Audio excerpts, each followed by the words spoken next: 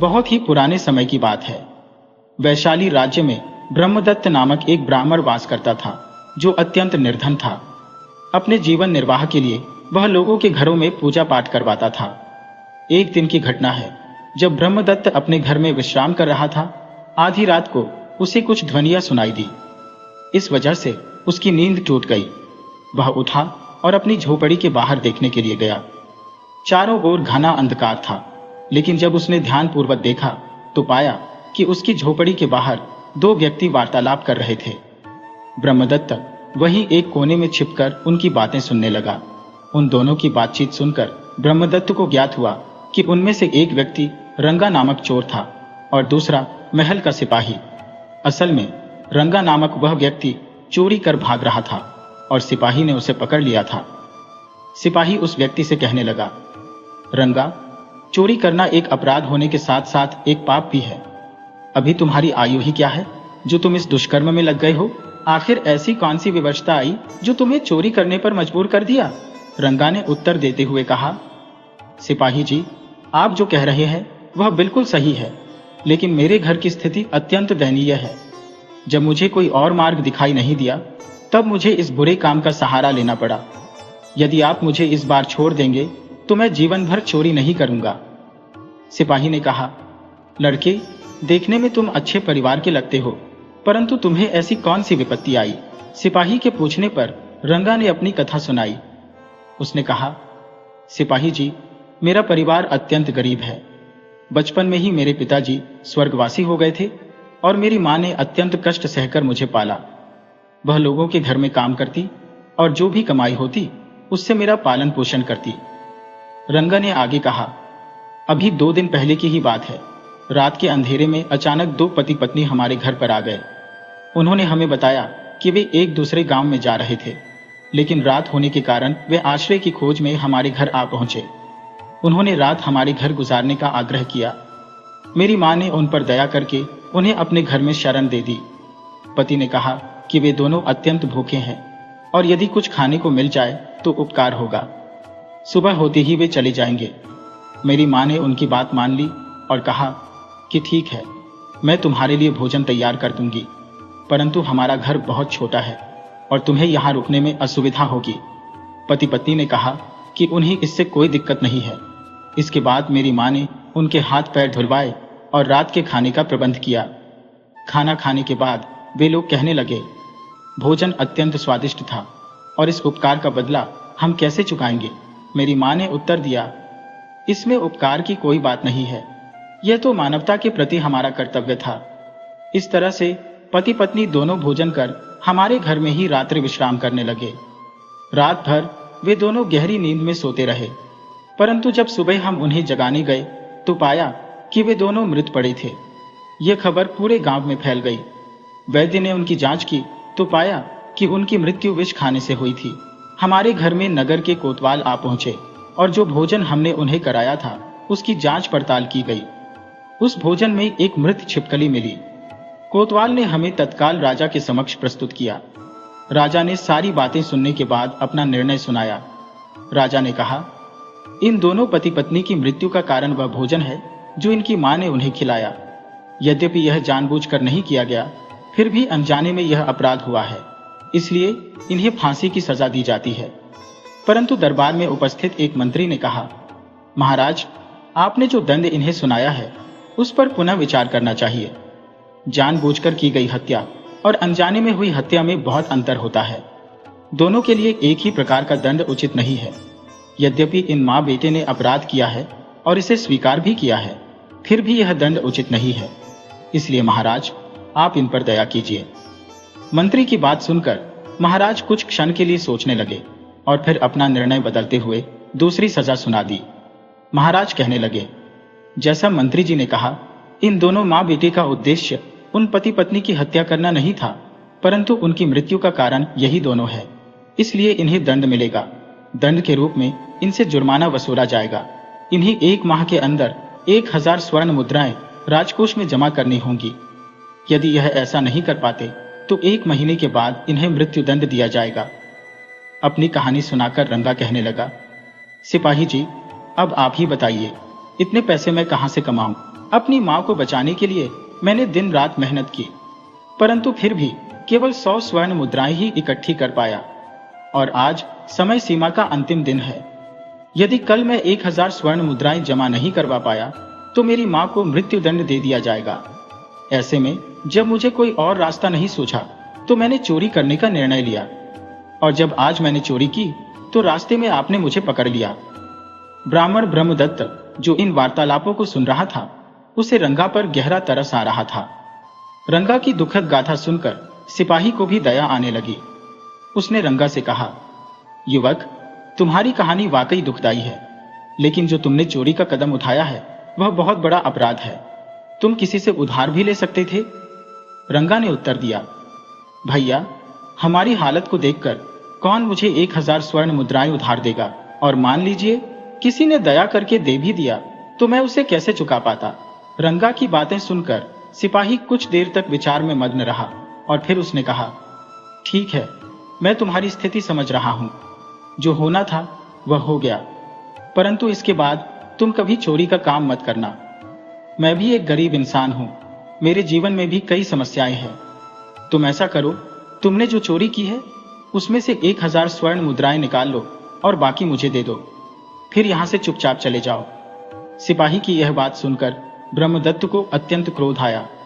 वह सोचने लगा कि यह एक सिपाही होकर चोर को केवल छोड़ ही नहीं रहा, बल्कि उससे चोरी का हिस्सा भी मांग रहा है, जो और भी बड़ा अपराध है। अगले दिन ब्राह्मण ब्रह्मदत्त राज दरबार में जा पहुंचा, क्योंकि उसे ज्ञात था कि आज फिर से महाराज इस मामले की सुनवाई करेंगे। परंतु वह चुपचाप जाकर वहां खड़ा हो गया और रात की घटना के बारे में किसी को नहीं बताया। राज दरबार की कार्यवाही शुरू हुई। रंगा नामक वह युवक राज दरबार में पेश हुआ और उसने राजा के सामने 1000 स्वर्ण मुद्राएं राजकोष में जमा करवाने के लिए प्रस्तुत कर दी। तब राजा ने आदेश दिया कि क्योंकि इस युवक ने दंड के रूप में 1000 स्वर्ण मुद्राएं जमा कर दी हैं, इसलिए इसकी मां को कारागार से मुक्त कर दिया जाए। मां के कारागार से छूट जाने पर मां बेटा दोनों अत्यंत प्रसन्न हुए। उन दोनों को खुश देखकर दरबार में उपस्थित लोग भी बहुत प्रसन्न हुए। राज दरबार में हो रही यह सारी कार्यवाही ब्रह्मदत्त बड़े ध्यान से देख रहा था। अगले दिन जब राज दरबार लगा तो दरबार में एक व्यापारी पेश हुआ और महाराज से फरियाद करने लगा, महाराज, मेरा जन्म एक अत्यंत गरीब परिवार में हुआ था। मैंने अपनी ईमानदारी और मेहनत से व्यापार शुरू किया।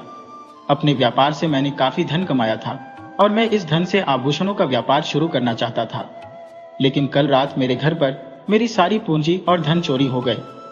महाराज ने कहा, व्यापारी, हमें पूरी बात विस्तार से बताओ कि चोरी कैसे हुई। व्यापारी ने कहा, महाराज, मैं आभूषणों का व्यापार शुरू करने के लिए अपनी समस्त संपत्ति घर पर ही रखकर पास के गांव के एक व्यापारी से मिलने गया था। जब मैं लौट कर आया तो पाया कि घर का ताला टूटा हुआ था और सारा धन गायब था। यह सुनकर महाराज ने तुरंत कोतवाल को आदेश दिया, कोतवाल जी, इस व्यापारी के घर में जो चोरी हुई है उसकी तुरंत छानबीन की जाए और जल्द से जल्द चोर को पकड़कर पेश किया जाए। व्यापारी ने कहा, महाराज, उस चोर को ढूंढने के लिए आपको कहीं जाने की आवश्यकता नहीं है। मैं उस चोर को अच्छी तरह जानता हूं। महाराज ने आश्चर्यचकित होते हुए पूछा, क्या तुम उस चोर को जानते हो? अगर ऐसा है तो उसके बारे में पूरी जानकारी हमें दो। हमारे सैनिक तुरंत जाकर उसे पकड़कर हमारे पास लाएंगे। व्यापारी ने कहा, महाराज, वह कोई और नहीं बल्कि कल जिस मां को आपने छोड़ा था उसका बेटा रंगा है। उसने मेरे घर में चोरी की है और वहां से चुराया हुआ धन दंड के रूप में आपके राजकोष में जमा करवाया है। इस प्रकार उसने अपनी मां को छुड़वाया है। यह सुनकर महाराज कुछ देर के लिए सोच में पड़ गए। दरबार में उपस्थित सभी लोग उत्सुकता से देखने लगे कि महाराज अब क्या फैसला देंगे। महाराज ने तुरंत रंगा को राज दरबार में बुलाया और पूछा, युवक, तुमने इस व्यापारी के घर में चोरी की है, क्या यह आरोप सही है? क्या वह चोरी तुमने ही की है? रंगा ने उत्तर दिया, हाँ महाराज, उनके घर में चोरी मैंने ही की है। अपनी मां को छुड़वाने के लिए मेरे पास और कोई उपाय नहीं था। 1 महीने में 1000 सोने के सिक्के मुझ जैसे गरीब आदमी के लिए लाना असंभव था। मजबूरी में मैंने यह कदम उठाया क्योंकि मैं किसी भी हालत में अपनी मां को बचाना चाहता था। रंगा ने अपना अपराध स्वीकार कर लिया। महाराज ने अपना निर्णय सुनाया। इस युवक ने अपना अपराध स्वीकार कर लिया है। इसे तुरंत कारागार में डाल दिया जाए और इसकी मां को बुलाकर बताया जाए कि इस व्यापारी के घर से जो भी चोरी किया गया है वह धन व्यापारी को वापस लौटाया जाए। इसके बाद ही रंगा को कारागार से छोड़ा जाएगा। यह सुनकर रंगा मन ही मन सोचने लगा कि उसकी मां व्यापारी का धन कैसे वापस कर सकेगी, क्योंकि वह धन तो उसने राजकोष में जमा करवा दिया है। तभी वहां मौजूद ब्राह्मण ब्रह्मदत्त आगे आया और उसने महाराज को प्रणाम करते हुए कहा, महाराज, मेरा प्रणाम स्वीकार कीजिए। मैं आपके राज्य का निवासी ब्राह्मण ब्रह्मदत्त हूँ। मैं इस मामले को शुरू से देख रहा हूँ। अगर आपकी अनुमति हो तो मैं इस पूरे घटनाक्रम के बारे में कुछ कहना चाहता हूँ। महाराज ने ब्रह्मदत्त से कहा, ब्रह्मदत्त, तुम्हें इस मामले पर क्या कहना है? ब्रह्मदत्त ने कहा, महाराज, आपका यह निर्णय न्यायपूर्ण नहीं है। यह सुनकर सारे दरबारी चौंक गए और सोचने लगे कि महाराज अब क्या कहेंगे। ब्रह्मदत्त की बात सुनकर महाराज को क्रोध आ गया और वे कहने लगे, क्या तुम्हें मेरा निर्णय सही नहीं लगता? क्या तुम बहुत बड़े विद्वान हो जो मेरे निर्णय को गलत बता रहे हो? अगर ऐसी बात है तो बताओ कि मेरे निर्णय में क्या गलत है और सही निर्णय क्या होगा। ब्रह्मदत्त ने कहा, महाराज, मैंने अपनी शिक्षा के दौरान कई राज्यों का भ्रमण किया था, इसलिए मैं उन सभी राज्यों की न्याय व्यवस्था को भली भांति जानता हूँ। जो व्यापारी अभी आपके सामने उपस्थित हुआ है उसके घर में चोरी करने वाला रंगा है। ये बात मैंने ही उसे बताई थी। महाराज ने पूछा, तुम्हें कैसे पता चला कि रंगा ने ही चोरी की थी? हमारी न्याय व्यवस्था में कौन सी कमी है और मेरे निर्णय में तुम्हें क्या गलत लगा? तब ब्राह्मण ब्रह्मदत्त ने अपनी बात बताई। महाराज, उस रात को मैंने रंगा और सिपाही की बातें छुप कर सुनी थी। उसके बाद मैंने देखा कि उन दोनों पति पत्नी ने जहरीला खाना खाकर आत्महत्या कर ली। इसका कारण रंगा की मां नहीं थी। आप भी जानते थे कि रंगा की मां निर्दोष थी, परंतु आपने न्याय व्यवस्था के तहत उसे 1000 स्वर्ण मुद्राएं जमा करवाने का दंड दिया। 1 महीने में इतनी स्वर्ण मुद्राएं एक गरीब परिवार कैसे ला सकता है? यह असंभव है। आप जानते थे कि रंगा के पास कोई अन्य रास्ता नहीं था, इसलिए उसने चोरी करने की ठानी। जब रंगा पकड़ा गया तो सिपाही ने रिश्वत लेकर उसे छोड़ दिया। इसके बाद व्यापारी की मेहनत की कमाई चोरी हो गई। जब व्यापारी को कोई उपाय नहीं सूझा तो वह आपके पास आया। अब आप रंगा को कारागार में डालकर दंड स्वरूप उसकी मां को व्यापारी की धनराशि लौटाने के लिए कह रहे हैं, जबकि वह धनराशि तो राजकोष में पहले ही जमा हो चुकी है। अब आप ही बताइए, इतनी स्वर्ण मुद्राएं वह कहां से लेकर आएगी? उसकी मां भी कहीं चोरी करके ही मुद्राएं आपको चुकाएगी, और फिर जिसकी मुद्राएं चोरी होंगी वह भी इसी व्यापारी की तरह आपके पास फरियाद करेगा। यदि ऐसा ही चलता रहा तो इस समस्या का कोई हल नहीं निकलेगा। महाराज ब्रह्मदत्त की बातों को ध्यानपूर्वक सुन रहे थे। महाराज के दरबार में उपस्थित दरबारियों में से एक मंत्री ने आगे बढ़कर कहा, ब्रह्मदत्त, अब तुम ही बताओ कि इस पूरे प्रकरण में किसकी गलती है, अपराधी कौन है और उसे क्या दंड दिया जाए। राजमहल में काम करने वाले और रिश्वत लेने वाले उस सिपाही को भी सजा मिलनी चाहिए, परंतु फिर भी इस व्यापारी को न्याय कैसे मिलेगा? यह समस्या और भी जटिल हो गई है। ऐसे में तुम्हारा क्या सुझाव है, क्योंकि तुमने कई राज्यों में न्याय व्यवस्था देखी है। मंत्री की बात सुनकर महाराज भी ब्रह्मदत्त की ओर देखने लगे और बोले, ब्रह्मदत्त, अब तुम ही सही निर्णय बताओ। व्यापारी भी बड़ी आशा के साथ ब्रह्मदत्त की ओर देखने लगा। ब्रह्मदत्त ने कहा, महाराज, आपने अपनी न्याय व्यवस्था के अनुसार दंड दिया, परंतु आपने यह नहीं देखा कि अपराध की शुरुआत कहां से हुई थी, इसका कारण क्या था और अपराध करते समय अपराधी की मानसिक स्थिति क्या थी। यही कारण है कि यह समस्या इतनी बढ़ गई है। रंगा की मां ने उन पति पत्नी को भोजन देकर उनकी सहायता करनी चाहिए थी। उनकी हत्या करना उसका उद्देश्य नहीं था। यह घटना मात्र एक दुर्घटना थी, इससे अधिक कुछ नहीं। दूसरी ओर अपनी मां को बचाने के लिए रंगा को जब कोई मार्ग नहीं मिला तो वह एक चोर बन गया, जबकि वह कोई पेशेवर चोर नहीं है। रंगा की सत्यता जानकर सिपाही ने दया कर उसे छोड़ दिया। चोरी को बढ़ावा देना उसकी भी इच्छा नहीं थी। आपके सिपाही ने रिश्वत में जो धन लिया वह उसने गरीबों में दान कर दिया, ताकि उसके अपराध का कुछ प्रायश्चित हो सके। उसने अपनी व्यक्तिगत इच्छा पूरी करने के लिए रिश्वत नहीं ली थी। महाराज ने कहा, फिर तो तुम्हारे कहे अनुसार जितने भी लोग इसमें शामिल हैं वे सब भले लोग हैं। तो फिर अपराध किया किसने? ब्रह्मदत्त ने उत्तर दिया, महाराज, इन सब का कारण आप है। आपने 2 भले इंसानों को अपराधी बना दिया और 2 अच्छे इंसानों को मानसिक रोगी बना दिया। असल में अपराध आपसे हुआ है। आपने यह नहीं सोचा कि एक गरीब माँ का बेटा 1000 स्वर्ण मुद्राएं कहाँ से लाएगा, और जब वह इतनी मुद्राएं लेकर आया तो आपने यह भी नहीं पूछा कि वह इतनी जल्दी कहाँ से आई। अगर उसी समय आपने रंगा से पूछा होता तो यह समस्या इतनी नहीं बढ़ती। महाराज, इसे ऐसे समझिए कि यदि खेतों में काम करने वाला मजदूर सांप के काटने से मर जाए तो सांप को दंड नहीं दिया जा सकता, वैसे ही उस भोजन में छिपकली गिर गई, इसलिए उन पति पत्नी की मृत्यु हो गई। इसमें रंगा और उसकी माँ का कोई दोष नहीं है, इसलिए रंगा और उसकी माँ को छोड़ दिया जाए और रंगा से वसूला गया जुर्माना इस व्यापारी को लौटा दिया जाए। साथ ही मृतक पति पत्नी के परिवार को आर्थिक सहायता दी जाए। ब्रह्मदत्त के तर्क और सुझाव सुनकर दरबार में उपस्थित सभी लोग प्रभावित हुए। महाराज ने ब्राह्मण की सराहना की और कहा, हम आज तक अपनी न्याय व्यवस्था के आधार पर लोगों को दंड देते आए थे, परंतु ब्रह्मदत्त, जैसा तुमने सोचा वैसा हमने कभी नहीं सोचा। आज से हम अपनी न्याय व्यवस्था में उचित बदलाव करेंगे और किसी भी अपराध के बारे में गहराई से विचार करने के बाद ही कोई निर्णय लेंगे। साथ ही हम आज से तुम्हें अपने दरबार का न्याय अधिकारी नियुक्त करते हैं। इसके बाद महाराज ने व्यापारी को राजकोष से धन देकर विदा किया। रंगा और उसकी मां को निर्दोष घोषित कर दिया गया। मृतक पति पत्नी के परिवार को महाराज की ओर से आर्थिक सहायता भेज दी गई। महाराज की समझ में अब यह बात आ चुकी थी कि हर अपराध के लिए एक ही प्रकार का दंड नहीं दिया जा सकता। इसके बाद ब्रह्मदत्त राजा के दरबार में न्याय अधिकारी नियुक्त हुआ और उसने अपना जीवन बड़े सुखपूर्वक बिताया। तो दोस्तों, अगर यह कहानी आपको पसंद आई हो तो इसे लाइक कीजिए और ऐसी ही रोचक कहानियां सुनने के लिए चैनल को सब्सक्राइब कर लीजिए। कमेंट करना मत भूलिएगा।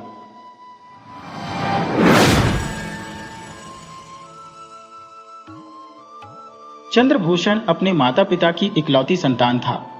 वह अत्यंत बुद्धिमान और फुर्तीला भी था।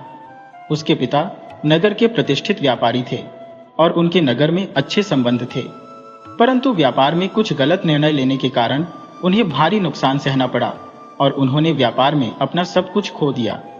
चिंता के कारण पिता बीमार पड़ गए और 2 साल बाद उनकी मृत्यु हो गई। थोड़ी बहुत जो भी जायदाद थी उसे बेचकर चंद्रभूषण की मां ने सारा कर्जा चुकता कर दिया। जीने के लिए कोई और विकल्प न था तो चंद्रभूषण की मां लोगों के घरों में काम करने लगी। वह अपने बेटे को पढ़ा लिखा कर उसे योग्य बनाना चाहती थी। अब चंद्रभूषण को अपनी मां का दूसरों के घरों में काम करना बिल्कुल पसंद नहीं आता था। इस बारे में वह मां से झगड़ा भी कर लेता था। इसी कारण उसकी मां बहुत ही शांत रहती थी। पिता के नहीं रहने और सम्मान पूर्वक जीवन बिताने के लिए धन भी नहीं रहा। इसी वजह से चंद्रभूषण सोच में पड़ा रहता और हर बात पर मां से नाराज हो जाता। वह हमेशा इसी चिंता में रहता कि तुरंत धनवान कैसे बन जाऊं और बिना किसी कठिनाई के जीवन को समृद्धि में कैसे बदलूं। वह धनवान बनने के रास्ते ढूंढने में लग गया। चंद्रभूषण ने कुछ लोगों से सुना कि लोहे और पीतल जैसी धातुओं को मंत्रों द्वारा सोने में बदला जा सकता है और इसे पारस विद्या कहते हैं। उसने यह भी सुना कि यह विद्या सिर्फ योगी, बैरागी और सन्यासियों को ही आती है। चंद्रभूषण ने निश्चय किया कि जैसे भी हो वह इस विद्या को अवश्य सीखेगा और देखते ही देखते धनवान बन जाएगा। वह हमेशा इसी विचार में लगा रहता। तब से लेकर गांव में कोई भी बैरागी, योगी या सन्यासी आता तो चंद्रभूषण उनके पीछे पीछे घूमता रहता। जो भी बैरागी, सन्यासी गांव में आते उन सब ने साफ साफ कह दिया कि वह इस विद्या को नहीं जानते। वह चंद्रभूषण से कहते कि उन्होंने सब कुछ त्याग दिया है तो उन्हें सोना बनाने की कोई जरूरत ही नहीं है। कुछ सन्यासियों ने यह भी कहा कि ऐसी कोई विद्या होती ही नहीं। वे चंद्रभूषण को डांटते और कहते कि छोटे बच्चों को ऐसी बातों पर ध्यान नहीं देना चाहिए। उनकी बातें सुनने के बावजूद चंद्रभूषण के मन में कोई बदलाव नहीं आया। उसकी मां भी समझ नहीं पा रही थी कि चंद्रभूषण पर कौन सा भूत सवार हो गया है और उसका बर्ताव ऐसा क्यों है। रात्रि की निस्तब्धता में चंद्रभूषण की मां ने उससे पूछा, तुम आज पाठशाला क्यों नहीं गए? लेकिन चंद्रभूषण मौन रहा। जब मां ने वही प्रश्न फिर दोहराया तो चंद्रभूषण क्रोधित हो गया और बिना उत्तर दिए वहां से निकल गया। उसकी मां के हृदय में व्यथा का सागर उमड़ पड़ा, परंतु वह कुछ कह नहीं पाई। घर से बाहर निकलकर चंद्रभूषण इधर उधर भटकता रहा और अंततः गांव के मंदिर में जाकर बैठ गया। आधी रात के समय उसे किसी की आवाज सुनाई दी और वह चौंक कर जाग उठा। उसने देखा कि एक साधु वहां मंत्रों का उच्चारण कर रहा था। चंद्रभूषण धीरे धीरे उसके पास गया और उसे देखने लगा। तभी साधु ने चंद्रभूषण की ओर देखा और कहा, तुम चंद्रभूषण हो ना? चंद्रभूषण अपना नाम एक अनजान व्यक्ति के मुख से सुनकर हैरान रह गया। साधु ने चंद्रभूषण के बारे में कई बातें बताई, जिसे सुनकर चंद्रभूषण के आश्चर्य का ठिकाना न रहा। पहले की तरह चंद्रभूषण ने साधु से भी पूछा, क्या आपको पारस विद्या मालूम है? साधु ने सिर हिलाते हुए हाँ कहा। चंद्रभूषण की प्रसन्नता का कोई पारावार न रहा। उसने साधु से विनती की, मैं आपके साथ आऊंगा, कृपया मुझे पारस विद्या सिखाइए। साधु ने कहा, पुत्र चंद्रभूषण, पारस विद्या का अर्थ है रसशीला। इसके स्पर्श से ही कोई भी धातु सोने में बदल जाती है। यह अत्यंत रहस्यमय विद्या है। इसे सिखाने में मुझे कोई आपत्ति नहीं है। किंतु यह कहते हुए साधु रुक गए। चंद्रभूषण ने उत्सुकता से पूछा, स्वामी, आप रुक क्यों गए? साधु ने कहा, इस विद्या को सीखने के लिए बहुत परिश्रम और एकाग्रता चाहिए, अत्यधिक मेहनत करनी पड़ती है। चंद्रभूषण ने पूछा, इसके लिए मुझे क्या करना होगा? कृपया बताइए। साधु ने कहा, इस विद्या को सीखने के लिए मन को एकाग्र करना होगा। खूब पढ़ो और अपने ध्यान को केंद्रित करो। जो भी अवसर तुम्हारे हाथ में आए उसका सही इस्तेमाल करो। अपने आप को दूसरों की तुलना में कम मत समझो। तुम्हारी माँ तुम्हारे लिए हर पल मेहनत कर रही है, उसकी सहायता करो। इस विद्या को साधने के लिए कई उतार चढ़ाव का सामना करना पड़ता है। अपने शरीर को मजबूत बनाओ। जब मुझे विश्वास हो जाएगा कि तुम इस विद्या को सीखने के योग्य हो गए हो, तब मैं तुम्हें ले जाऊंगा और पारस विद्या सिखाऊंगा। यह कहकर साधु चले गए। अब चंद्रभूषण ने भी एक निर्णय लिया। मां के आते ही वह पाठशाला जाने के लिए तैयार हो गया। बेटे में आए इस परिवर्तन से मां बहुत खुश हुई। पहले तो चंद्रभूषण को यह सब करने में कठिनाई महसूस हुई, परंतु धीरे धीरे उसका मन पढ़ाई में लगने लगा। अब उसका पूरा ध्यान केवल पढ़ाई पर केंद्रित था। उसकी मां और अध्यापक सब उसकी प्रशंसा करने लगे। मेहनत और मानसिक शक्ति से सब कुछ किया जा सकता है, यह आत्मविश्वास उसमें दृढ़ होता गया। अब वह प्रसन्न दिखने लगा था। चंद्रभूषण ने मां से झगड़ा करना भी बंद कर दिया और मां के कामकाज में भी उसका हाथ बटाने लगा। अभी 1 साल भी पूरा नहीं हुआ था कि एक दिन वही साधु चंद्रभूषण के घर आए और बोले, चंद्रभूषण, मेरे साथ चलो, मैं तुम्हें पारस विद्या सिखाऊंगा। चंद्रभूषण ने उत्तर दिया, अब मुझे पारस विद्या सीखने में कोई रुचि नहीं है। तब साधु ने कहा, अब तक मैं तुम्हारा इंतजार कर रहा था, अब आने से इनकार करोगे तो कैसे होगा? परंतु चंद्रभूषण ने दृढ़ता भरे स्वर में कहा, क्षमा कीजिए, मैं नहीं आ सकता। साधु मुस्कुराते हुए बोले, बेटे चंद्रभूषण, पढ़ाई के प्रति तुम्हारी श्रद्धा काफी बढ़ गई है, आत्मविश्वास भी बढ़ गया है। इसी कारण से तुम पारस विद्या को सीखने से इनकार कर रहे हो। मैं भी यही चाहता था कि तुम में ऐसा ही परिवर्तन आए। पढ़ाई से बड़ा कोई धर्म नहीं होता। फिर उन्होंने आगे कहा, अपनी ही ताकत से साधे जाने वाले कर्म का ही मूल्य बड़ा होता है। मनुष्य के अंदर ही पारस छुपा है। मेहनत और एकाग्रता से सारे काम किए जा सकते हैं। इसी विद्या को मैं जानता हूं। असल में मैं तुम्हारे पिता का एक पुराना मित्र हूं। जब वह जीवित थे तो उन्होंने मेरी बहुत मदद की थी, जिसके लिए मैं उनका आज भी आभारी हूं। मैं 2 साल से तुम्हें देखता आ रहा हूं और तुम्हें सही रास्ते पर लाना मेरी जिम्मेवारी थी। इसीलिए मैंने साधु का वेश बनाया। ये कहते हुए उन्होंने नकली दाढ़ी निकाल दी और अपने असली रूप में आ गए। चंद्रभूषण हैरानी से उन्हें देखता ही रह गया। तभी चंद्रभूषण की मां वहां आई और उन्होंने पति के मित्र को धन्यवाद दिया, क्योंकि उन्होंने बेटे को सही रास्ते पर लाने में मदद की थी। चंद्रभूषण अब समझ गया कि कड़ी मेहनत और अनुशासन से प्राप्त की गई योग्यता ही असली पारस विद्या है, जो साधारण जीवन को भी सोने जैसा सुखी जीवन बना देती है। इसी तरह की कहानियां सुनने के लिए आप हमारे चैनल को सब्सक्राइब कर लीजिए। आपका कीमती समय देने के लिए बहुत बहुत धन्यवाद।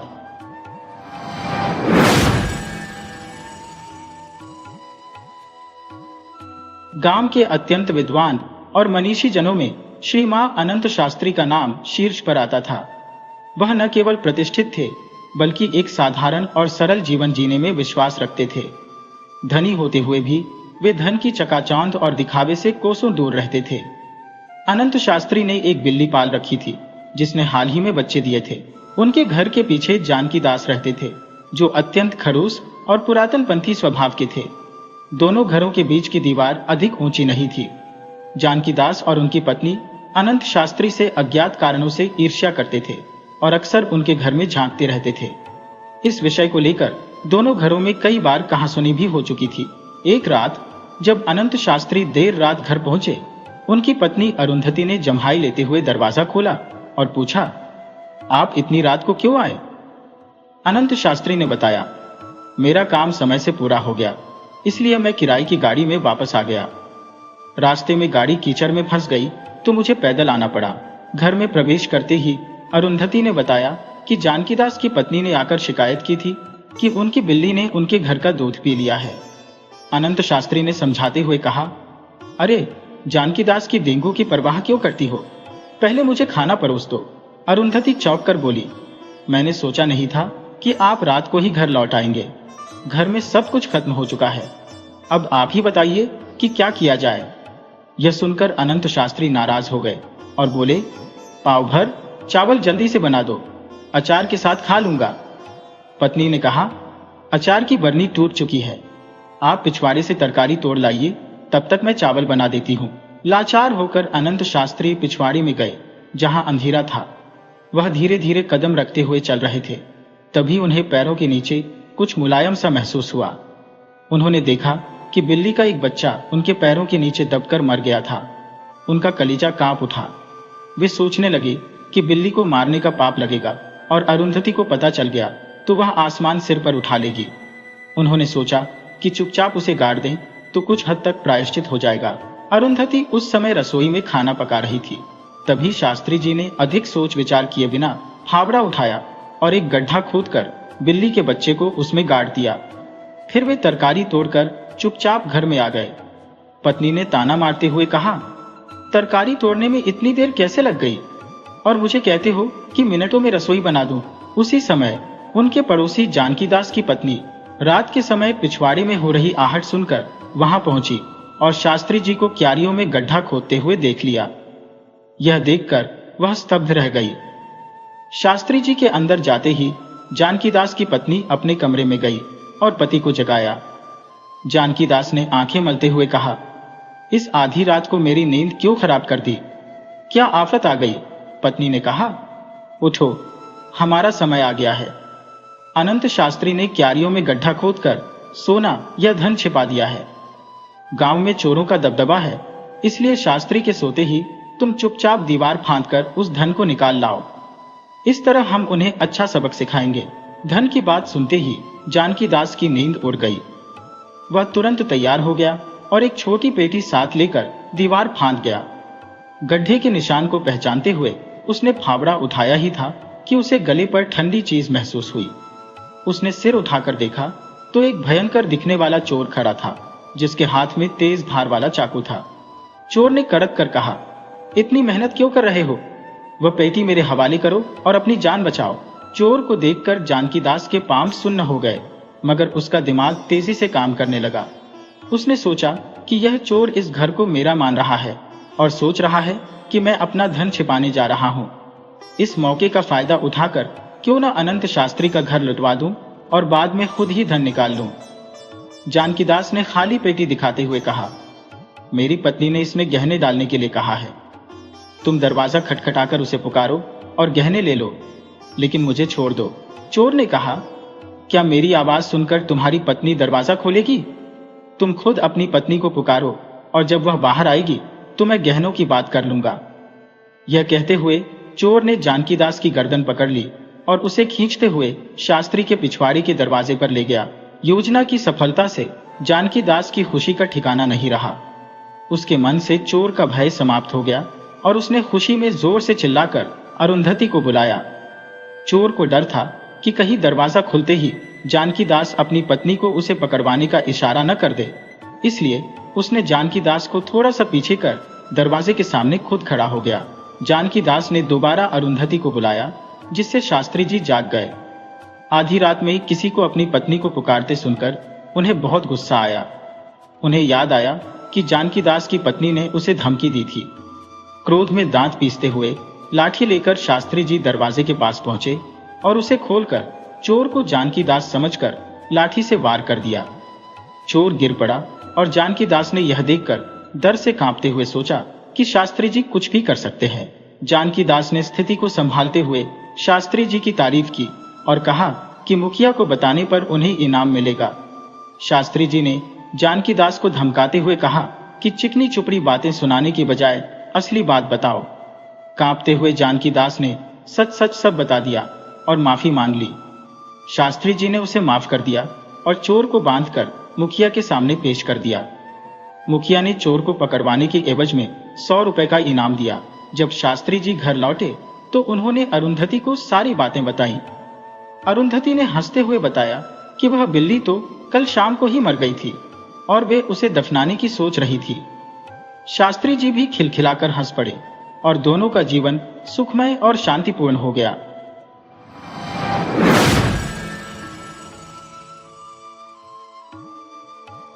बात एक प्राचीन समय की है, जब एक गांव में सुलोचन नाम का एक व्यक्ति निवास करता था। सुलोचन खेतीबाड़ी करके अपने परिवार का भरण पोषण करता था। उसका परिवार काफी बड़ा था, जिसमें 2 बेटे और 2 बेटियां थी। हालांकि सुलोचन की आय ठीक ठाक थी, परंतु परिवार के बड़े होने के कारण हमेशा पैसों की तंगी रहती थी। सुलोचन के सभी बच्चे जवान हो चुके थे और उसे उनके विवाह की चिंता सताती रहती थी, विशेषकर अपनी बेटियों की शादी की। सुलोचन के दोनों बेटों में बड़ा बेटा मेहनती और परिश्रमी था, जो अपने पिता के साथ खेतीबाड़ी में मदद करता और बड़े बुजुर्गों की इज्जत करता था। इसके विपरीत छोटा बेटा चंद्रभान, जिसे प्यार से लोग चंदू कहते थे, आवारा और बेपरवाह था। चंदू का अधिकांश समय आम के बगीचे में घूमने या नदी किनारे बैठने में बीतता। वह आते जाते लोगों को परेशान करता, लड़कियों और बूढ़ों की नकल उतारता और जब उसे गालियां मिलती तो उसे उसमें भी आनंद आता था। चंदू की बुरी आदतें भी कम न थी। वह छुप छुप कर नशा करता और अपनी बुरी आदतों को पूरा करने के लिए पैसे चुराने से भी नहीं कतराता था। घर में मौका मिलते ही वह रुपए, बर्तन या कपड़े चुरा लेता और उन्हें बेचकर अपनी आदतें पूरी करता। सुलोचना की गांव में अच्छी प्रतिष्ठा थी, जिससे उसने बाजार में भी कई दुकानदारों से उधार ले रखा था। हलवाई के तो पिछले 6 महीनों से पैसे बकाया थे। चंदू की इन हरकतों से पूरा परिवार परेशान था। कई बार सुलोचन ने चंदू पर हाथ उठाने की कोशिश की, परंतु चंदू इतना ढीठ था कि वह अपने पिता का हाथ पकड़ लेता। मारपीट, धमकी, डांट टपट, किसी भी चीज का उस पर कोई असर नहीं होता। पूरे परिवार के लिए वह मानो एक मुसीबत बन गया था। जब भी वह घर में कदम रखता, सभी उस पर चिल्लाने लगते, मानो घर में कोई सांड घुस आया हो। इतने तिरस्कारों ने उसे बेशर्म बना दिया था। घर वाले जानते थे कि वह घर से रुपए और सामान चुराता है, इसलिए वे अब ज्यादा सतर्क रहने लगे थे। पूरे महीने में चंदू को एक बार भी सामान्य रुपये चुराने का मौका नहीं मिला। गांव के दुकानदार और हलवाई चंदू को पैसों के लिए धक्के देने लगे। नशा करने के लिए भी उसके पास पैसे नहीं थे। इधर सुलोचन को अपनी बेटियों की शादी की चिंता सताने लगी थी। उन्होंने गांव के साहूकार से कर्ज लेने का निर्णय लिया। अगले दिन सुलोचन साहूकार से रुपए उधार लेकर घर लौटे और उन पैसों को पोटली में बांधकर रख दिया। चंदू जब चोरी के इरादे से घर का सामान टटोलने लगा तो अचानक उसकी नजर उस पोटली पर पड़ी। उसने पोटली खोली और उसमें रखे रुपयों को देखकर उसकी आंखों में चमक आ गई। उसे नहीं पता था कि ये पैसे साहूकार से उधार लिए गए हैं।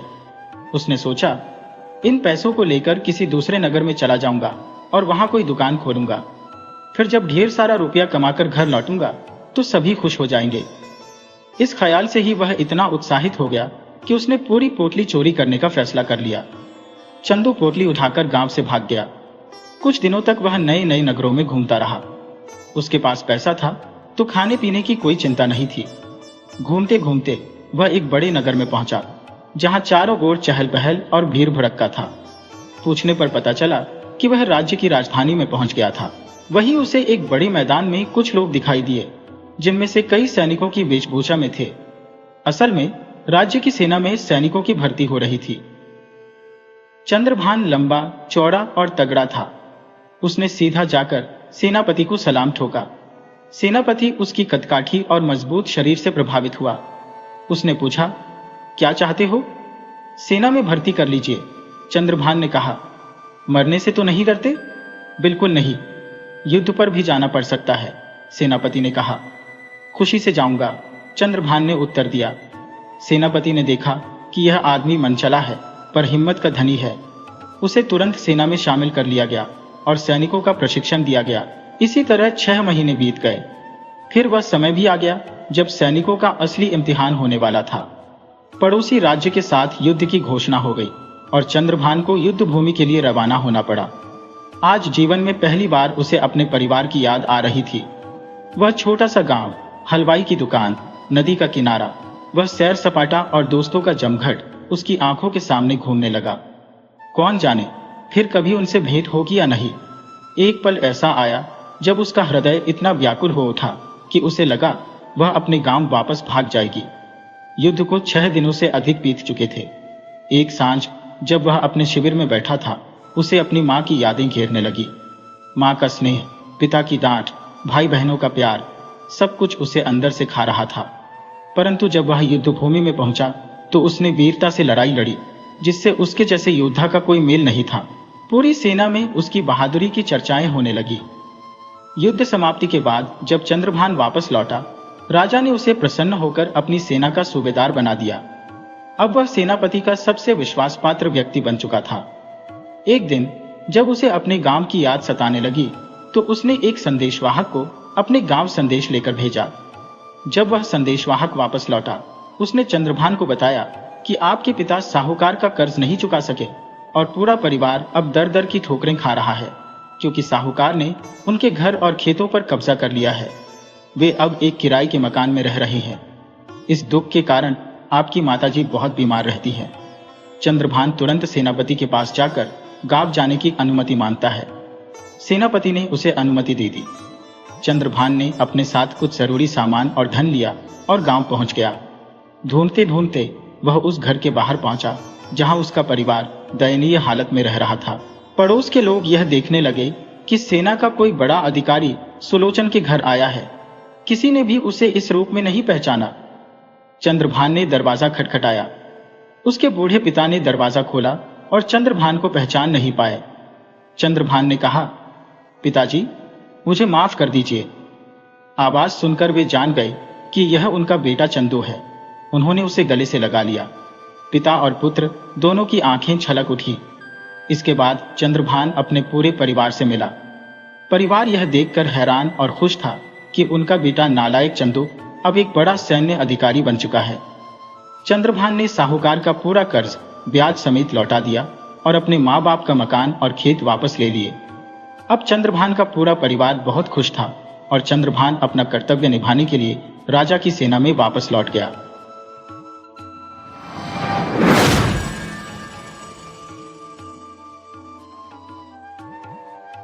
बहुत समय पहले की बात है।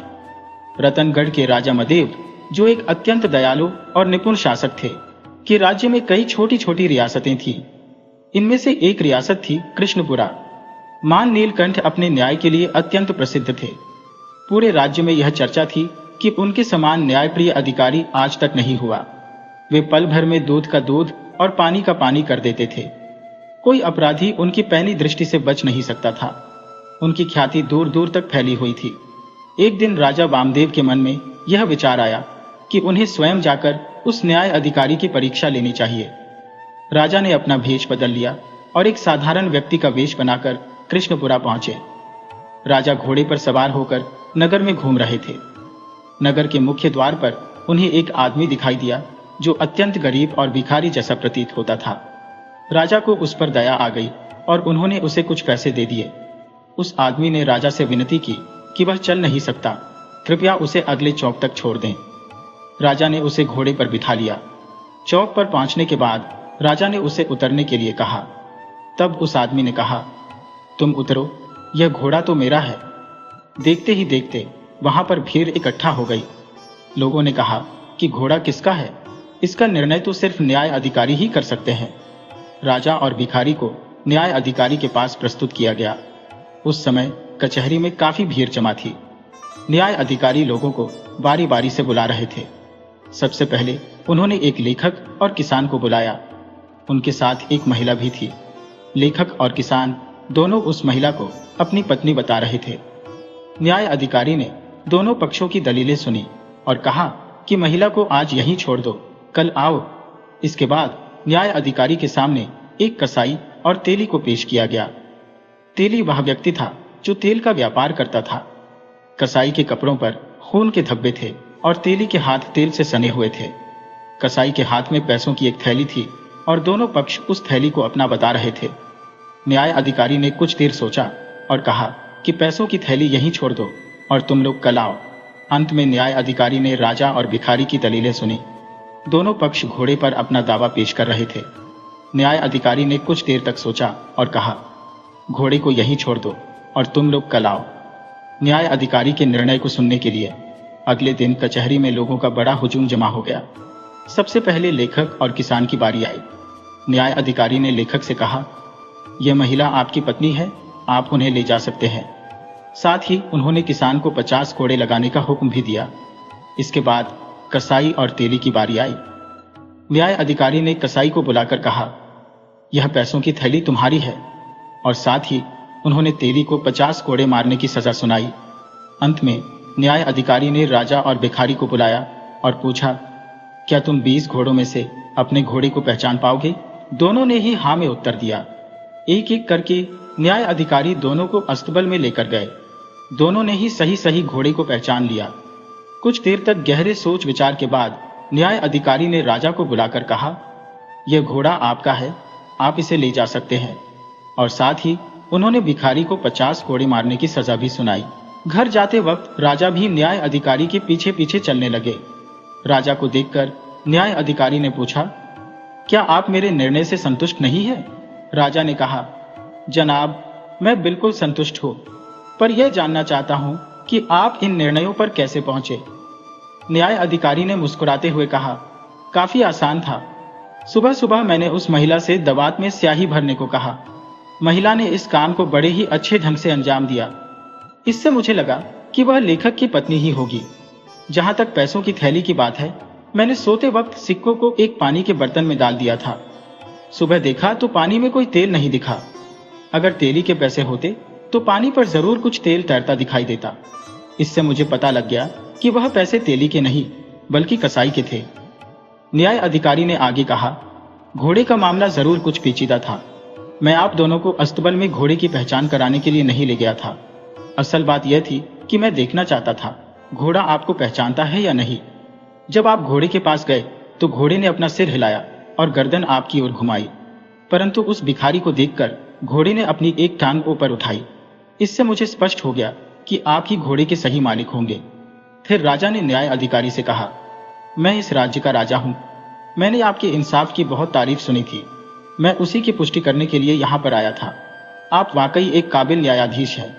आप मुझसे जो भी पुरस्कार मांगेंगे वह आपको मिलेगा। न्याय अधिकारी ने कहा, मुझे कोई इनाम नहीं चाहिए, और वह नम्रता पूर्वक बोला, राजा की प्रशंसा ही मेरे लिए सबसे बड़ा तोहफा है।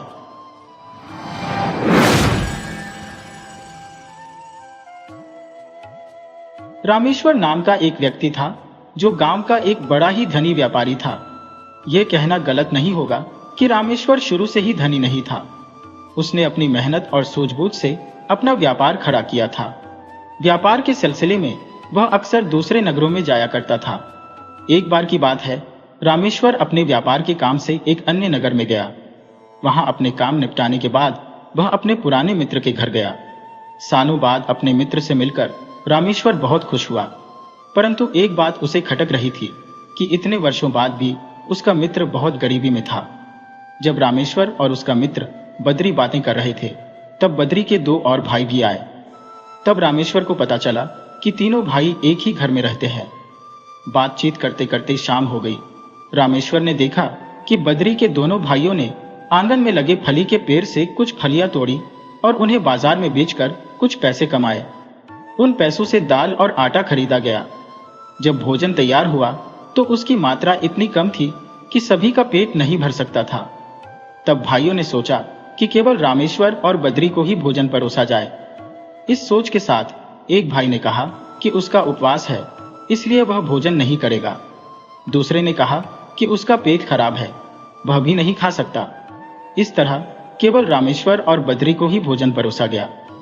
खाना खाकर सभी सो गए, परंतु रामेश्वर की आंखों से नींद उड़ चुकी थी।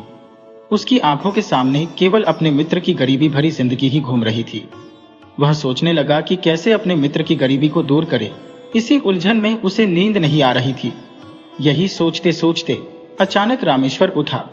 उसने वहीं रखी हुई एक कुल्हाड़ी उठाई और आंगन में लगे फली के पेड़ को काट डाला। इसके बाद वह रातों रात वहां से भाग गया। सुबह होते ही जब तीनों भाइयों ने देखा कि फली का पेड़ कट गया है, तो वे समझ गए कि यह जरूर रामेश्वर का ही काम है।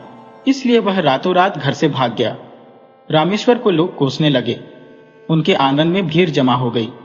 हर कोई रामेश्वर को भला बुरा कह रहा था कि इन तीनों भाइयों की रोजी रोटी का एकमात्र सहारा यह फली का पेड़ ही था और रामेश्वर ने एक झटके में इसे समाप्त कर दिया। वह कैसा निर्दयी मित्र था। तीनों भाइयों की आंखों से आंसू बह रहे थे। देखते ही देखते 2-3 वर्ष इसी तरह बीत गए। फिर से रामेश्वर को उसी गांव से गुजरना पड़ा। उसने सोचा कि एक बार फिर से अपने मित्र बद्री से मिल लिया जाए। हालांकि उसे पता था कि जाने पर उसे बहुत बुरा भला सुनना पड़ेगा या फिर उसकी पिटाई भी हो सकती है, परंतु वह इन सब बातों के लिए पहले से ही तैयार था।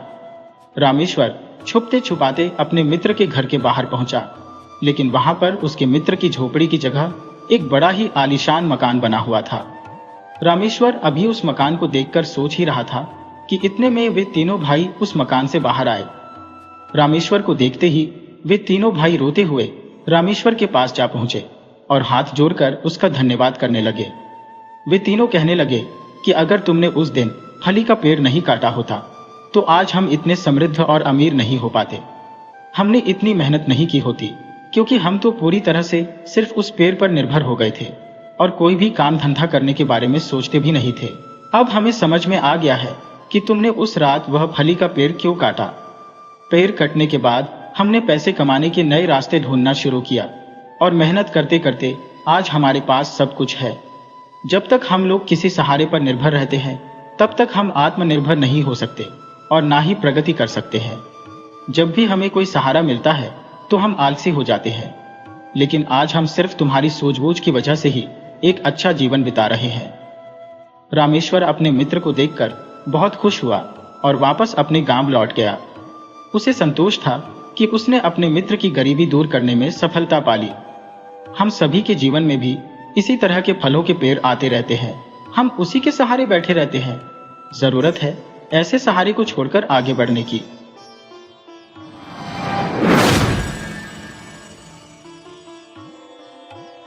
गांव में धुलाई का कार्य करने वाले अयोध्या प्रसाद अपने परिवार के संग रहते थे। उनके एकमात्र पुत्र का नाम रघु था। अयोध्या प्रसाद अपने कार्य को पूर्ण समर्पण और निष्ठा से करते थे। गांव के अधिकांश घरों के कपड़े वे ही धोते थे। जो लोग अयोध्या प्रसाद से कपड़े धुलवाते थे, वे अक्सर उनकी मेहनत और ईमानदारी की प्रशंसा करते थे। अयोध्या प्रसाद जिन लोगों के कपड़े धोते थे, उनमें कई धनाढ्य सेठ भी थे। वे लोग भी उनके कार्य से अत्यधिक संतुष्ट रहते थे। यद्यपि अयोध्या प्रसाद को अपने काम से कोई शिकायत नहीं थी। वे नहीं चाहते थे कि उनका पुत्र रघु यह कार्य करे। रघु अब युवा हो चुका था और शिक्षित भी था। एक दिन अयोध्या प्रसाद ने एक सेठ जी से अपने बेटे की नौकरी के बारे में चर्चा की। वे सेठ जी के घर के कपड़े धोते थे और सेठ जी उन्हें अच्छी तरह जानते थे। सेठ जी ने कहा, ठीक है, तुम कल अपने बेटे रघु को मेरे पास भेज देना। अयोध्या प्रसाद अत्यधिक प्रसन्न हो गए और घर जाकर उन्होंने अपने बेटे रघु को यह बात बताई। रघु भी खुश था कि उसे धोबी का काम नहीं करना पड़ेगा, बल्कि सेठ जी के यहाँ नौकरी मिलेगी। अगले दिन रघु सुबह जल्दी तैयार होकर सेठ जी के घर पहुंच गया। सेठ जी ने रघु से कहा, तुम्हारे पिता ने मुझे तुम्हारे बारे में बताया था कि तुम नौकरी करना चाहते हो। रघु ने मुस्कुराते हुए कहा, जी सेठ जी। सेठ जी ने कहा, तुम नौजवान हो, आज से पहले तुमने कहीं पर नौकरी या कोई काम किया है? रघु ने कहा, नहीं सेठ जी। फिर सेठ जी ने कहा, तुम्हारे पिता धोबी का काम करते हैं, उनकी आमदनी तो ज्यादा नहीं होगी। यह सुनकर रघु कुछ सोच में पड़ गया। तभी सेठ जी ने कहा, चलो छोड़ो, तुम जरा मुझे अपने हाथ दिखाओ। रघु ने अपने दोनों हाथ आगे कर दिए। सेठ जी ने देखा कि रघु के हाथ एकदम रेशम की तरह नरम और मुलायम थे। सेठ जी ने कुछ सोचा और कहा, ठीक है, ऐसा करते हैं, तुम कल मेरे पास आना। आज तुम घर जाओ और वह काम करना जो मैं तुम्हें बताऊंगा। रघु ने कहा, बिल्कुल करूंगा सेठ जी। रघु मन में सोच रहा था कि नौकरी तो पक्की हो ही गई है। सेठ जी ने कहा, ठीक है, आज तुम घर जाओ और जब तुम्हारे पिता काम से वापस लौटें तो उनके हाथ धुलवाना। रघु को सेठ जी की यह बात कुछ अजीब सी लगी, परंतु अब सेठ जी ने कहा है तो यह काम वह करने के लिए तैयार हो गया। रघु बहुत ही खुशी और उत्साह के साथ अपने घर की तरफ चल दिया। वह अपने घर लौटने के पश्चात अपने पिता के आगमन की प्रतीक्षा करने लगा। जब उसके पिता काम से वापस लौटे तो उसने उनसे सारी बातें साझा की और फिर रघु ने कहा, पिताजी, अब आप अपने हाथ मुझे दीजिए।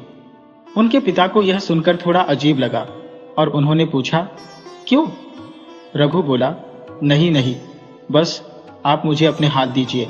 जैसे ही रघु ने अपने पिता के हाथों को अपने मुलायम हाथों में लिया, उसने महसूस किया कि उसके पिता के हाथ सब खुरदुरे और कटे फटे थे।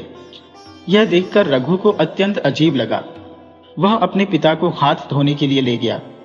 उसने देखा कि जब पानी उनके कटे फटे हाथों पर गिर रहा था तो उनके चेहरे पर दर्द और चुभन साफ दिखाई दे रही थी। पिता के हाथ धोते धोते रघु की आंखों से आंसू बहने लगे। रघु को रोता देख उसके पिता की आंखें भी नम हो गईं। वे समझ गए कि उनका बेटा आज उनके दर्द को महसूस कर रहा है, वह दर्द जिसे वे सालों से छुपाए हुए थे और रघु को अच्छा पालन पोषण दे रहे थे। इसके बाद रघु ने कुछ नहीं कहा। वह चुपचाप गया और बचे हुए कपड़े खुद धोए। अपने पिता को कुछ नहीं करने दिया। उसके पिता ने उसे बहुत रोका, लेकिन रघु ने उनकी एक न सुनी। अगले दिन जब रघु सेठ जी के पास पहुंचा तो सेठ जी ने पूछा, क्यों रघु, वह काम किया तुमने जो मैंने कहा था? कैसा लगा तुम्हें वह काम करके? रघु बोला, सेठ जी, कल जो काम आपने मुझे दिया था वह करके मुझे इतनी खुशी महसूस हुई जैसी मुझे अपनी जिंदगी में आज तक महसूस नहीं हुई। कल मुझे बहुत बड़ी सीख मिली। मुझे महसूस हुआ कि मुझे पढ़ाने लिखाने और मेरी परवरिश में मेरे पिता ने जो मेहनत की है वह मुझे साफ दिखाई दे रही थी। आज तक उन्होंने जो कष्ट सहे हैं, यह देखकर मेरे दिल में उनके लिए प्रेम और इज्जत और भी बढ़ गई है। कल मुझे एक पिता और पुत्र के रिश्ते की असली अहमियत का पता चला। सेठ जी ने मुस्कुराते हुए कहा, बस मुझे यही एहसास करवाना था तुझे, क्योंकि मैं चाहता हूं कि जो भी आदमी मेरे पास काम करे वह दूसरों के दुख और तकलीफों को समझे। तो तुम आज से मेरे यहाँ पर काम कर सकते हो। ये कहते हुए सेठ जी ने रघु को अपने पास मुनीम के पद पर रख लिया। अब वह सेठ जी का सारा कामकाज और उनका हिसाब किताब संभालने लगा। सेठ जी खुश थे कि उन्हें मुनीम के रूप में एक बहुत ही जिम्मेदार व्यक्ति मिल गया है।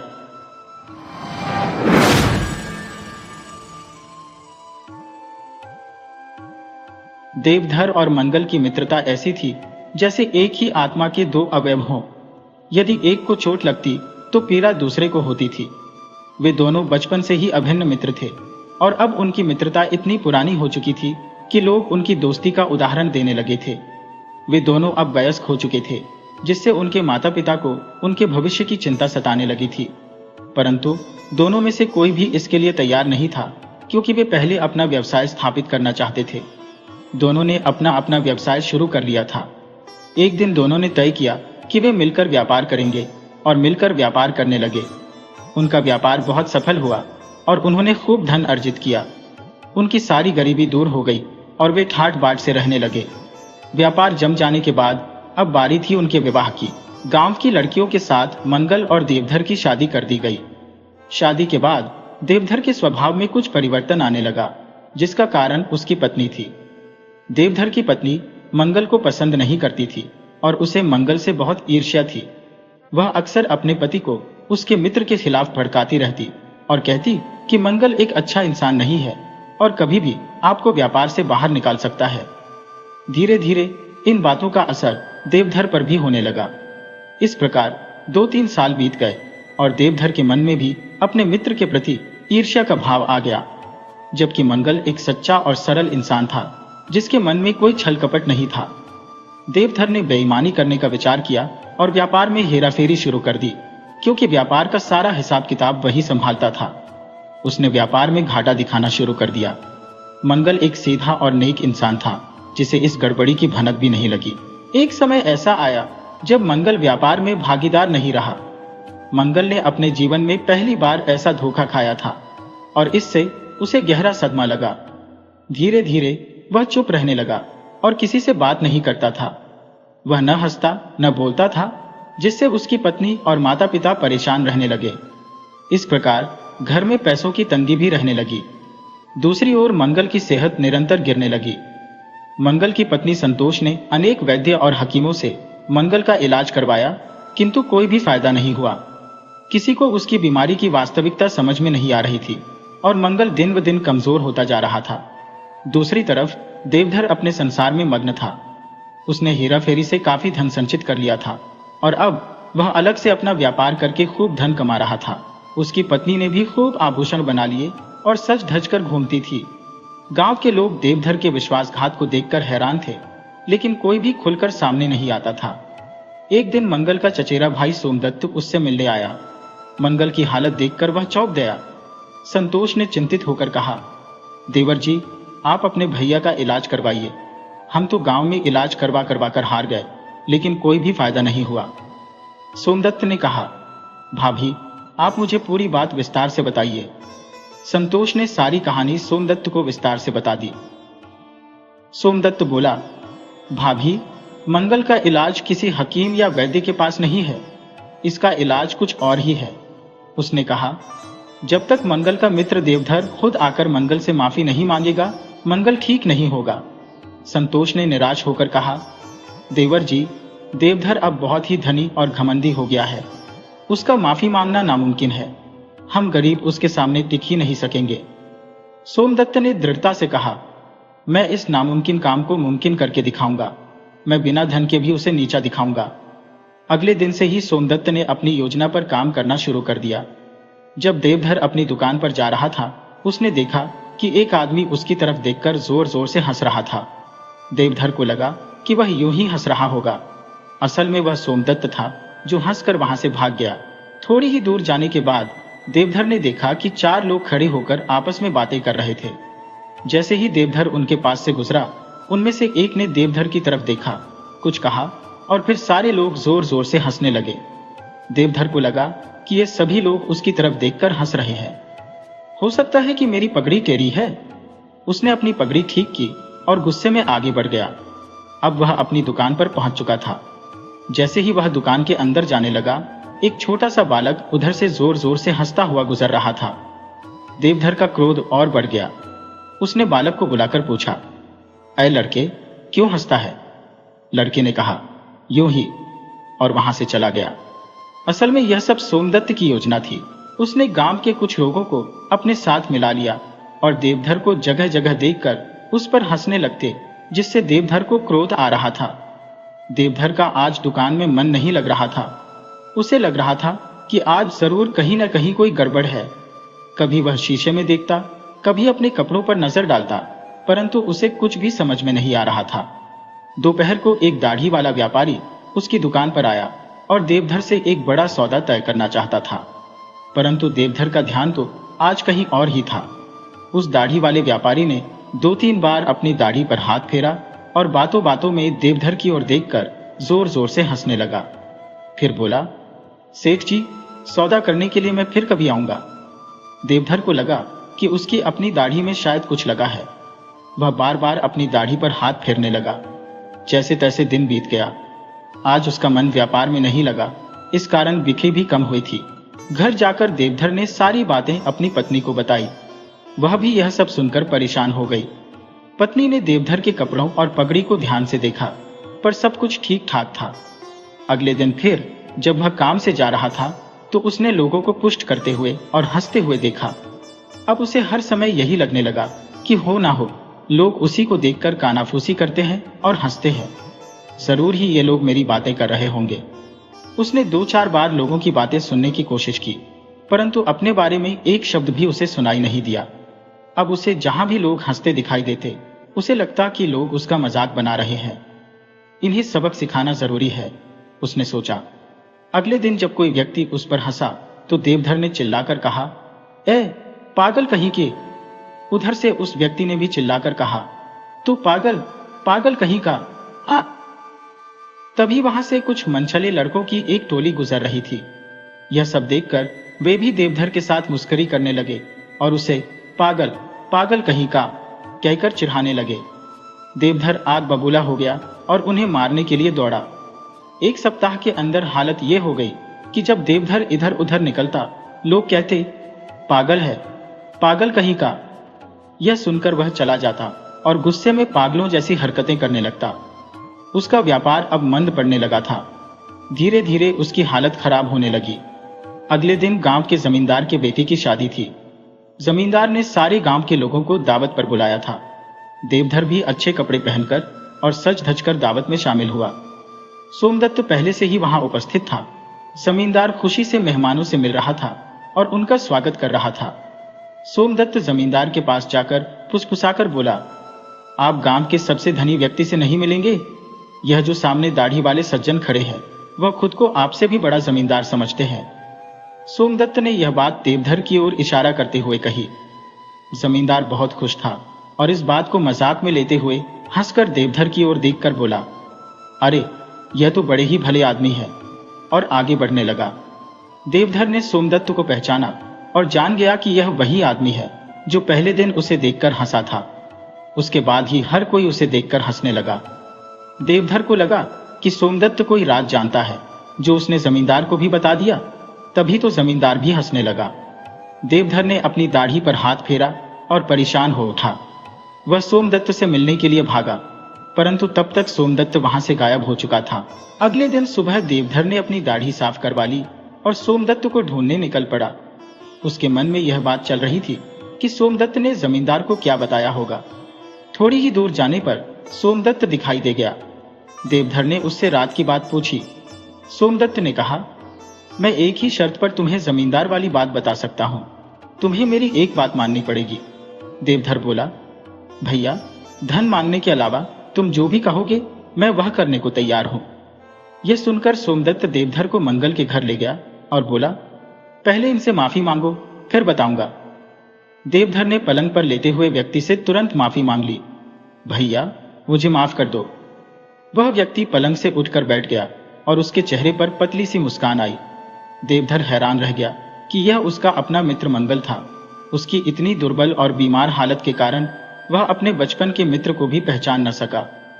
देवधर के मन में पश्चाताप होने लगा। तब सोमदत्त ने कहा, मैंने तो जमींदार से आपकी प्रशंसा ही की थी। देवधर के मन में पश्चाताप होने लगा। उसने अपने मित्र के साथ जो धोखेबाजी की थी, उसके लिए वह पुनः माफी मांगने लगा और मंगल को गले से लगा लिया। देवधर ने सारा धन जो उसने धोखेबाजी से कमाया था वह मंगल को लौटा दिया। मंगल ने अपना अलग व्यापार शुरू कर लिया और पूरी तरह स्वस्थ हो चुका था। अब दोनों मित्र थे, परंतु अलग अलग व्यापार करते थे।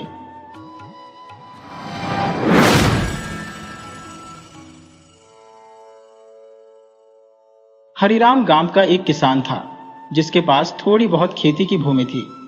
वह अपनी जीविका के लिए उस पर खेती करता था। हरिराम ने अपने घर में एक गाय पाली थी। वह अपनी गाय का पूरा ध्यान रखता था और उसकी गाय भी अत्यंत समझदार थी। हरिराम की एक आदत थी कि वह सुबह दूध निकालने के बाद अपनी गाय को खुला छोड़ देता। उसका मानना था कि जैसे इंसानों को घूमने फिरने की स्वतंत्रता होती है, वैसे ही उसकी प्यारी गाय को भी घूमने फिरने की पूरी स्वतंत्रता होनी चाहिए। हरिराम सुबह दूध निकालकर अपनी गाय की रस्सी खोल देता और गाय खुले में घूमती फिरती हरी हरी घास खाती। दोपहर तक वह वापस हरिराम के घर पहुंच जाती थी। पिछले कई सालों से यही क्रम चल रहा था। ऐसा कोई दिन नहीं रहा होगा जब हरिराम की गाय घूमती फिरती नजर ना आई हो और शाम होते ही वह घर पर वापस ना लौटी हो। एक दिन की बात है, हरिराम की गाय सुबह दूध देने के बाद घर से निकल गई। वह घास चरती हुई इधर उधर घूम रही थी। गाय घास चरते चरते गांव के पास वाले जंगल में पहुंच गई। गाय को पता ही न चला कि कब वह अपनी मस्ती में घूमते घूमते जंगल के काफी अंदर तक पहुंच गई। तभी जंगल में एक शेर की नजर उस गांव की गाय पर पड़ी। गाय को भी यह आभास हो गया कि शेर उसकी तरफ विघात लगाकर बैठा है। अपनी जान बचाने के लिए वह इधर उधर बदहवास होकर भागने लगी और शेर भी तेजी से दौड़ता हुआ गाय का पीछा करने लगा। अब गाय आगे आगे भाग रही थी और शेर उसके पीछे पीछे था। गाय को कुछ समझ नहीं आ रहा था कि अब क्या करे। उस गाय के मन में यह आभास होने लगा कि आज वह खुद को नहीं बचा पाएगी। तभी उसे सामने एक तालाब दिखाई दिया। गाय अपनी जान बचाने के लिए उस तालाब में घुस गई, परंतु तभी उसे पता चला कि जिसे वह तालाब समझ रही थी वह वास्तव में कीचड़ से भरा हुआ एक दलदल था। गाय उस दलदल में फंस गई। शेर, जो बेतहाशा गाय के पीछे दौड़ रहा था, वह भी दौड़ते दौड़ते उसी दलदल में जा घुसा। अब शेर भी उस दलदल में फंस चुका था। अब हालत यह थी कि गाय और शेर बहुत ही नजदीक थे, परंतु उस दलदल में इस तरह से फंस गए थे कि हिल भी नहीं पा रहे थे। गाय के इतने नजदीक होते हुए भी शेर उस पर हमला नहीं कर पा रहा था। कुछ देर तक दोनों इधर उधर देखते रहे और खुद को उस दलदल से बाहर निकालने की कोशिश करते रहे, परंतु थोड़ी ही देर में वे थक गए और उन्हें समझ में आ गया कि वे खुद को इस दलदल से बाहर नहीं निकाल पाएंगे। थक हार कर दोनों कुछ देर मौन रहते हैं। फिर गाय शेर से पूछती है, क्या तुम्हारा कोई स्वामी है? शेर ने गर्जना करते हुए घमंड भरे स्वर में कहा, मेरा कोई मालिक कैसे हो सकता है? मैं खुद ही जंगल का राजा हूं, जयपुर में खुद यहाँ का स्वामी हूं। तुम्हारी तरह मैं कोई निर्बल प्राणी नहीं हूं। शेर की बातें सुनकर गाय धीरे से मुस्कुराई और बोली, अच्छा, तुम सबसे बलशाली हो, तो आज तुम्हारी शक्ति किस काम की है? तुम तो खुद को इस दलदल से भी नहीं निकाल पा रहे हो। शेर ने जवाब दिया, तुम इतनी बड़ी बड़ी बातें क्यों कर रही हो? तुम भी तो मेरी ही तरह इस दलदल में फंसी हुई हो। गाय ने कहा, नहीं, तुम और मैं एक जैसी स्थिति में नहीं है। मेरा तो एक मालिक है, और जब वह देखेगा कि मैं समय पर घर नहीं पहुंची तो वह मुझे ढूंढने जरूर आएगा और मुझे बचा ले जाएगा। लेकिन तुम्हें बचाने वाला कौन आएगा? कुछ देर बाद सच में ऐसा ही हुआ। गाय का मालिक हरिराम गाय को ढूंढता हुआ वहां पहुंच गया।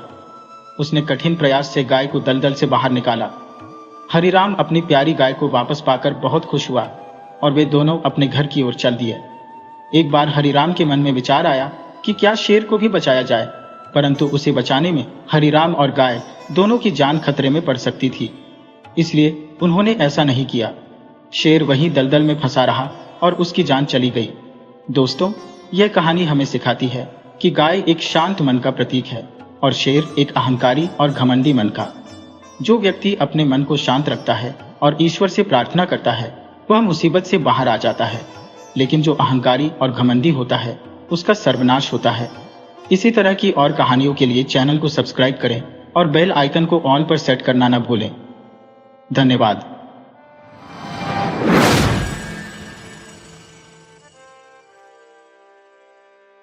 अनंत गुड़गांव में निवासरत एक स्त्री यशोदा से प्रारंभ होती है। यशोदा अन्य ग्रामीण स्त्रियों की भांति संपूर्ण दिन गृह कार्य में ही व्यस्त रहती थी। यशोदा का एक पुत्र था जो गांव में ही श्रम करता था। पुत्र प्रायः अपनी मां से कहता कि मां, मुझे किसी महानगर में काम की तलाश करनी है, परंतु यशोदा उसे अपने पास ही रखना चाहती थी। पुत्र भी अपनी मां की बात मानकर उसी गांव में ही कार्यरत था। यशोदा की आदत थी कि वह रोजाना जब भी भोजन बनाती, एक अतिरिक्त रोटी बनाती और उसे अपने घर की खिड़की पर रख देती। उसका विश्वास था कि जिसकी भी इस रोटी को आवश्यकता होगी वह इसे ले जाएगा। एक साधु बाबा रोज यशोदा के घर आता था और खिड़की पर रखी हुई रोटी उठाकर ले जाता था। जब भी वह रोटी उठाता तो कहता, तेरा किया हुआ बुरा तेरे पास ही रह जाएगा और तेरा अच्छा तेरे पास लौटकर अवश्य आएगा। साधु बाबा रोज इसी प्रकार रोटी ले जाता और वही वाक्य दोहराता। यशोदा उसकी कही बात पर ध्यान नहीं देती थी। इस प्रकार दिन बीतते रहे। एक दिन यशोदा के पुत्र ने पुनः महानगर जाकर धन कमाने की अपनी बात दोहराई तो यशोदा ने उसे स्पष्ट रूप से मना कर दिया। परंतु आज उसका पुत्र दृढ़ निश्चय के साथ बैठा था कि वह महानगर के लिए प्रस्थान करेगा। उसने कहा, मां, मुझे जाने दो, तभी तो हम इस गरीबी भरी जिंदगी से मुक्त हो पाएंगे। पुत्र की जिद के आगे यशोदा को मानना पड़ा। वह अपने पुत्र को महानगर भेजने के लिए तैयार हो गई। अगली ही सुबह उसका पुत्र महानगर की ओर रवाना हो गया। अब यशोदा घर पर अकेली ही रहती थी। वह रोज की तरह अपने काम करती और एक रोटी बनाकर खिड़की पर रख देती। उसे अपने पुत्र की बहुत याद आती थी। उधर रोज वह साधु बाबा आता, रोटी उठाता और बोलता, तेरा किया हुआ बुरा तेरे पास ही रह जाएगा और तेरा अच्छा लौटकर तेरे पास अवश्य आएगा। अब यशोदा ने उसकी बात को ध्यान से सुना तो उसे यह बात कुछ विचित्र सी लगी। उसने सोचा कि यह साधु रोज मुझसे रोटी ले जाता है, परंतु बदले में मेरे लिए कुछ अच्छा नहीं कहता। उसने न तो मुझे कभी धन्यवाद दिया है, न ही कोई आशीर्वाद। अगले 3-4 दिनों तक यह सिलसिला चलता रहा। अब यशोदा को उस साधु की बात से चिढ़ होने लगी थी। एक दिन वह उस साधु से इतना चिढ़ गई कि उसने सोचा, इस साधु बाबा से छुटकारा पाना ही होगा। उसके मन में क्रोध भर गया। गुस्से में यशोदा ने एक विष मिली रोटी तैयार कर दी और उसे खिड़की पर रख दिया। अभी उसने वह रोटी खिड़की पर रखी ही थी कि तभी उसके भीतर से एक आवाज आई, यह मैं क्या कर रही हूं? मैं किसी की जान ले रही हूं। उसने तुरंत वह विष मिली रोटी खिड़की से उठा ली और एक साफ सुथरी रोटी वहां पर रख दी। थोड़ी देर बाद वह फकीर बाबा रोज की तरह आए और खिड़की से रोटी उठाई। उन्होंने फिर वही बात दोहराई, तेरा किया हुआ बुरा तेरे पास ही रह जाएगा और तेरा अच्छा लौटकर तेरे पास जरूर आएगा। यशोदा के कानों में यह बात पड़ी, लेकिन उसने अनसुना कर दिया और अंदर चली गई। अंदर जाकर वह अपने बेटे को याद करने लगी। आज 5-6 दिन हो चुके थे उसके बेटे को घर से गए हुए। न तो उसकी कोई खबर आई, न ही यह पता चला कि वह कहाँ है और किस हाल में है। तभी अचानक उसे अपने घर के दरवाजे पर किसी के खटखटाने की आवाज सुनाई दी। कोई बहुत तेजी से दरवाजा खटखटा रहा था। जब उसने दरवाजा खोला तो देखा कि सामने उसका बेटा खड़ा था। वह बहुत खुश हो गई और उसे घर के अंदर बुला लिया, लेकिन उसकी हालत देखकर वह कुछ घबरा सी गई। उसके बेटे के कपड़े एकदम मैले थे। वह थका हारा सा लग रहा था और उसका चेहरा देखकर ऐसा लग रहा था मानो कई दिनों से उसे खाना न मिला हो। यशोदा ने कहा, बेटा, तू तो 1 हफ्ता पहले ही घर से निकला था बड़े नगर की तरफ, ये सोचकर कि कुछ काम धंधा वहां पर करेगा, लेकिन तेरी यह हालत कैसे हुई? उसके बेटे ने कहा, माँ, घर से तो मैं निकल पड़ा था बड़े नगर की तरफ, मगर रास्ते में एक घना जंगल आया। वहां कुछ लुटेरों ने मुझे पकड़ लिया और अपना बंदी बना लिया। वे मुझे खाने को भी नहीं देते थे। बड़ी मुश्किल से उन्हें चकमा देकर मैं वहां से भाग आया हूं। भूखा प्यासा भागता भागता गांव की तरफ आ रहा था। ऐसा लग रहा था कि मानो अब तो मेरे प्राण निकल ही जाएंगे। इतने में रास्ते में मुझे एक बूढ़ा फकीर मिला। मैंने उससे कहा, बाबा, कुछ खाने को दे दो। उसके हाथ में एक रोटी थी जो उसने मुझे दे दी। शायद उसी वजह से चलकर मैं अपने घर तक पहुंच पाया हूं। और मां, पता है उस बूढ़े फकीर बाबा ने मुझसे क्या कहा? उसने कहा, तेरा किया हुआ बुरा तेरे पास ही रह जाएगा और तेरा अच्छा लौटकर तेरे पास जरूर आएगा। यह सुनते ही यशोदा ने अपने दिल पर हाथ रख लिया और ईश्वर का बहुत शुक्रिया किया कि आज उसने वह जहर वाली रोटी खिड़की पर नहीं रखी थी। आज उसे फकीर बाबा की उस बात का मतलब भी समझ में आ गया कि तेरा अच्छा तेरे पास लौटकर आ ही जाता है। इसलिए हमें भी अपनी जिंदगी में अच्छे काम करना कभी बंद नहीं करना चाहिए, क्योंकि यह तय है कि आपके किए हुए अच्छे कर्म किसी न किसी रूप में आपके पास लौटकर वापस जरूर आते हैं।